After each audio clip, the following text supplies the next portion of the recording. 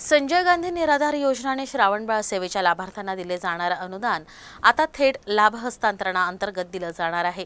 यासाठी जिल्हा प्रशासनाने लाभार्थ्यांकडून काही दस्तावेजांची मागणी केली असल्याची माहिती नागपूरचे जिल्हाधिकारी डॉक्टर विपिन इटनकर यांनी दिली आहे। याशिवाय संबंधित दस्तावेज सादर करण्याचे आवाहनही केलं जात आहे। संजय गांधी निराधार योजना और श्रावणबाळ सेवा जो योजना है उसके पेमेंट में जो पेमेंट नागरिकों तक पहुंचती है, लाभार्थियों तक पहुंचती है, उसमें कुछ बदलाव हुआ है। डायरेक्ट बेनिफिट ट्रांसफ़र के ज़रिए अब ये पेमेंट होगी।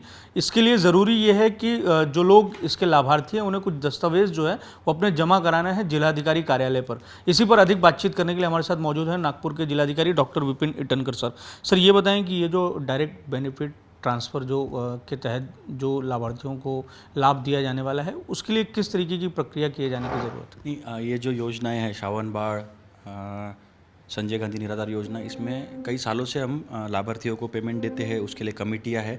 तो इस बार उसको पहले गवर्नमेंट से पैसा जिला को आता था, फिर जिला से हम तहसीलदार या फिर देके फिर लाभार्थियों के अकाउंट में आरटीजीएस करते थे। बट अभी उसमें चेंज होके डायरेक्ट डीबीटी उनके अकाउंट में होने वाला है, ताकि इस प्रोसेस में ट्रांसपेरेंसी रहे, कोई बोगस चीज़ ना हो, इसलिए ये डीबीटी हम करना चाहते हैं। तो इसके लिए गवर्नमेंट ने टाइम दिया था, बट सिटी में रिस्पॉन्स नहीं है। अगर इसके लिए डीबीटी करने के लिए जो लाभार्थी है, जिसमें कि लगभग 70,000 लाभार्थी नागपुर सिटी के हैं, उनसे डॉक्यूमेंट्स हमको कुछ 3-4 चाहिए, जैसे कि उनका आधार कार्ड चाहिए, उनका मंजूरी आदेश चाहिए, उनका मोबाइल क्रमांक, उनका पासबुक और उनका अगर डिसेबल है तो डिसेबिलिटी सर्टिफिकेट चाहिए। 5 डॉक्यूमेंट्स उन्होंने जमा करना चाहिए। बट रिस्पॉन्स थोड़ा कम आ रहा है सिटी से, तो मैं ये बताना चाहता हूँ सब नागपुर के लाभार्थियों को कि अगर ये डॉक्यूमेंट्स आप नहीं देंगे तो आपका ये लाभ बंद भी हो सकता है। तो लाभार्थियों के आसानी होने के लिए हमने ये डिसीजन अभी लिया है कि आपको कलेक्टर ऑफिस आने के बजाय हम जो कॉरपोरेशन के 10 जोन है वहीं पे हम कैंप लगाएंगे।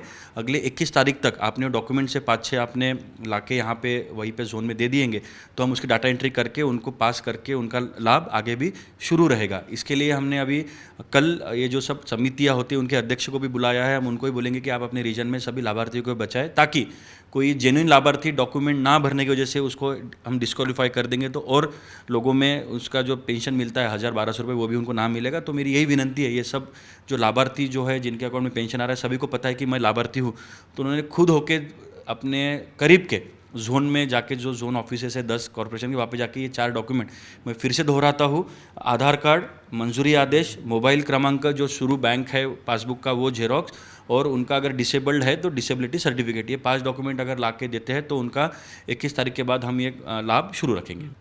धन्यवाद सर हमसे बात करने के लिए। तो सरकार की ओर से जो लाभ दिया जाता है उसमें अभी कुछ तरीके से बदलाव किए गए हैं, इसलिए ज़रूरी है कि लाभार्थी जो हैं ये अपने दस्तावेज़ों को जमा कराएं। कैमरामैन मिथुन आदमने के साथ दिव्येश द्विवेदी, यूएसएन न्यूज़, नागपुर।